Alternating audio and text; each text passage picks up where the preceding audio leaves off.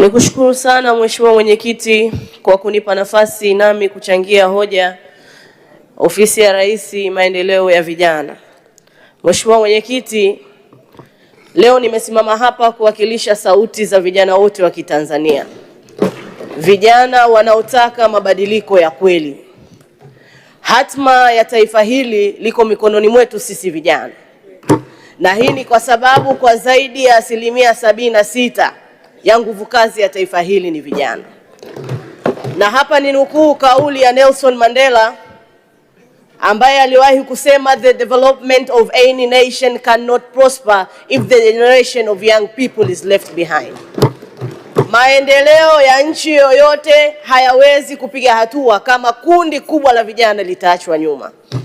Na kipekee naomba nichukue fursa hii kumshukuru sana Daktari Samia Suluhu Hassan, Rais wa Jamhuri ya Muungano wa Tanzania, kwanza kwa mapenzi makubwa aliyokuwa nayo kwa vijana wa taifa hili, lakini kwa kuona umuhimu kwenye historia ya nchi hii kwa mara ya kwanza kuanzisha wizara mahsusi inayohusu maendeleo ya vijana. Lakini Mheshimiwa Rais ameenda mbali zaidi kwa kutoa fedha shilingi bilioni 200 kwa ajili ya kuwawezesha vijana kiuchumi. Mheshimiwa Rais, tunakushukuru sana. Kwa niaba ya vijana wenzangu tunataka kukuhakikishia kwamba sisi vijana hatutakuangusha Mheshimiwa Rais, na tunatambua kwamba tuna wajibu wa kuhakikisha tunailinda amani na utulivu wa taifa letu ili nchi yetu iweze kupiga hatua. Lakini tunaamini kama ambavyo nchi yetu imerithishwa hivi leo ikiwa kwenye mikono salama, sisi vijana tuna wajibu wa kuhakikisha tunaendeleza amani na utulivu wa taifa hili ili nchi hii iendelee kubaki kuwa salama. Lakini kipekee nimpongeze sana waziri wetu wa vijana, Mheshimiwa Joel Nanauka, pamoja na management nzima ya wizara kwa kazi kubwa na nzuri ambayo mnaendelea kuifanya, na kwa ubunifu mkubwa ambao mmeuonyesha ndani ya muda mfupi toka mmekabidhiwa jukumu hili na Mheshimiwa Rais. Sisi vijana tumeona uanzishwaji wa vijana platform ambayo wewe binafsi Mheshimiwa Waziri umezunguka mkoa kwa mkoa kwenda kusikiliza na kutatua kero za vijana. Hongera sana Mheshimiwa Waziri pamoja na watendaji wa wizara hii. Lakini pia nikupongeze kwa kuanzisha vijana call center, mfumo ambao unatoa uhuru wa vijana kuwasiliana moja kwa moja na watendaji wa wizara ikiwemo Mheshimiwa Waziri. Hili ni jambo la kupongezwa na la kuungwa mkono. Lakini pia nakupongeza kwa kuja na vijana uchumi challenge kwa ajili ya kuibua vipaji vya vijana wenye mawazo kwa ajili ya kujikwamua kiuchumi. Kwa hiyo nakupongeza sana Mheshimiwa Waziri pamoja na timu nzima ya wizara kwa kazi kubwa na nzuri ambayo mnaifanya. Baada ya pongezi hizo, ushauri wangu kwenye wizara hii: moja, kwa kuwa tuko katika utekelezaji wa dira ya maendeleo ya taifa ya 2050 na kwa kuwa malengo ya dira hii ni kwamba tuhakikishe sekta binafsi inachangia 70% ya uchumi wa taifa letu, lakini kwa kuwa nguvu kazi ya taifa hili ni 76% ambao kundi kubwa ni vijana, ipo haja ya serikali kuanza kupitia upya sheria, sera, kanuni zetu ili kuhakikisha zinafungamanishwa na ushiriki wa sekta binafsi, lakini pia kuhakikisha vijana wanapewa nafasi na vijana wanatambulika katika kushiriki kwenye marekebisho ya sera, kanuni pamoja na sheria zetu. Kwa mfano, leo tuna sheria ya public private partnership ya mwaka 2023. Lakini ukitazama ile PPP Act na ukija kutazama sheria ya Procurement Act, unaona kabisa hatuwezi kufungamanisha vitu hivi viwili na tukapata tija kama inavyotakiwa. Kwa mfano, ukiangalia PPP Act inatoa fursa kwa mwekezaji mwenye wazo la kuendeleza miradi kupata hiyo fursa ya kuweza kuendeleza miradi. Lakini ukija kwenye Procurement Act inataka utaratibu na mlolongo mzima wa serikali uweze kufuatwa ili mtu aweze kupatikana wa kufanya shughuli mbalimbali. Sasa unakuta Procurement Act mchakato unaweza kuchukua zaidi ya siku 90, lakini mbaya zaidi waombaji wanakuwa wengi, pengine hata yule ambaye alikuja na lile wazo asibahatike kuweza kushiriki kufanya lile wazo. Kwa hiyo kuna haja ya sheria zetu kufanywa mapitio, na sheria ambazo zimekaa kwa zaidi ya miaka 10 zifanywe maboresho ili ziendane na masuala ya public private partnership pamoja na ushirikishwaji wa vijana. Kwa hiyo hili ni jambo kubwa na jambo muhimu sana. Lakini eneo la pili, Mheshimiwa Waziri, sasa hivi tuna wizara hii, lakini tunahitaji instruments za kuweza kuisimamia wizara hii. Leo hii maafisa vijana wako chini ya halmashauri, chini ya afisa maendeleo ya jamii.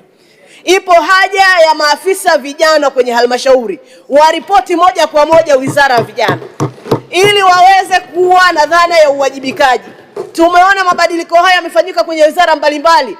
Wakati halmashauri kipindi cha nyuma maafisa hawa mainjinia wa maji walikuwa chini ya halmashauri, lakini sasa hivi hawa wakurugenzi maafisa wa idara ya maji wanaripoti moja kwa moja wizara ya maji na wanajibishwa na wizara.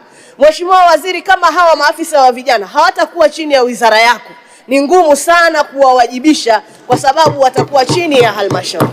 Lakini tuna maafisa vijana ambao ni wazee, uwezo wao wa kufanya kazi ni mdogo, uwezo wao wa kubuni ni mdogo. Mheshimiwa Waziri, hili jambo la kuwa na watendaji wanaoendana na kasi ya vijana ni muhimu sana kuzingatiwa katika kuwapata hawa watendaji wetu. Lakini pia sasa hivi tuna sera ya maendeleo ya vijana ambayo imekuwa reviewed 2024, lakini pia tuna mkakati wa utekelezaji wa sera hii wa miaka 10, 2024 mpaka 2034, lakini hatuna mpango kazi wa muda mfupi na muda mrefu ambao utatupa majibu, mpango kazi kuhusiana na umuhimu wa kupata masoko ya uhakika kwa vijana, mpango kazi utakaoonyesha mkakati wa kupata elimu ya ujuzi kwa vijana, mpango kazi ambao utakaoonyesha miundombinu uwezeshi kwa ajili ya kukuza ujasiriamali na uwekezaji, mpango kazi ambao utaonyesha ushiriki wa sekta binafsi katika kukuza maendeleo. Kwa hiyo ipo haja ya kuwa na mpango kazi ambao utatupa direction kwa ndani ya miaka hii 10 nini tunaenda kukifanya. Lakini Mheshimiwa Waziri, eneo lingine ni hili la benki ya vijana. Nipongeze kwa kuwa na wazo hili na kuanza kulichakata. Ipo haja ya kuwa na benki ya maendeleo ya vijana. Kama tumeweza kuwa na benki ya maendeleo ya kilimo, tunashindwaje kuwa na benki ya maendeleo ya vijana wakati 76% ya nguvu kazi ya taifa hili ni vijana? Mheshimiwa Waziri, leo tuna program na mifuko 74 ya uwezeshaji wananchi kiuchumi, lakini pengine vijana wanafahamu mifuko miwili tu. Wanafahamu mfuko wa 10%, wanafahamu na mfuko wa maendeleo ya vijana. Lakini leo tuna mfuko wa Small and Medium Enterprises Fund, tuna mfuko wa maendeleo ya wajasiriamali, tuna mfuko wa bia kati ya sekta ya umma na sekta binafsi. Tuna mifuko 74. Tunatamani mifuko hii iratibiwe na benki ya maendeleo ya vijana ili vijana sehemu zote ndani ya nchi yetu waweze kupata fursa ya mitaji, kwa sababu changamoto kubwa ya vijana ni swala zima la mitaji. Mheshimiwa Waziri, kwa upande wa 10%, kipindi cha nyuma mchakato ulikuwa unawafeva baadhi ya watu na kuwanyima baadhi ya watu nafasi. Mheshimiwa Rais Dr. Samia Suluhu Hassan alisimamisha mchakato huu, na baadhi ya maeneo sasa hivi pilot imefanyika kwa ajili ya hizi fedha ya 10% kupitia mabenki yetu. Lakini taarifa iliyopo Mheshimiwa Waziri, mabenki mengi mpaka sasa hawajatoa fedha hizi za 10% kwa vijana, lakini pia kuna urasimu mkubwa wa utolewaji wa fedha hizi. Aidha, toka maelekezo yametoka ni takriban mwaka mmoja sasa hivi, tunatamani tupate tathmini ya uhakika. Je, kupitia mfumo huu wa benki pilot study inakuja na majibu gani? Kuna haja ya kuendelea nao au hatuna haja ya kuendelea nao, ili vijana huko kwenye halmashauri zetu waweze kupata fedha hizi. Mheshimiwa Waziri, kwa kuhitimisha, nataka niwaambie vijana wenzangu, tumekuwa na ulalamikaji kwamba hatushikwi mikono. Serikali imeanza kutushika mikono. Tuache kulalamika vijana wenzangu, tutumie fursa hizi zilizopo tuweze kujikwamua kiuchumi. Tanzania itajengwa na sisi sote, tushikamane kwa pamoja kuleta maendeleo. Mheshimiwa Mwenyekiti, naunga mkono hoja na kushukuru sana kwa nafasi.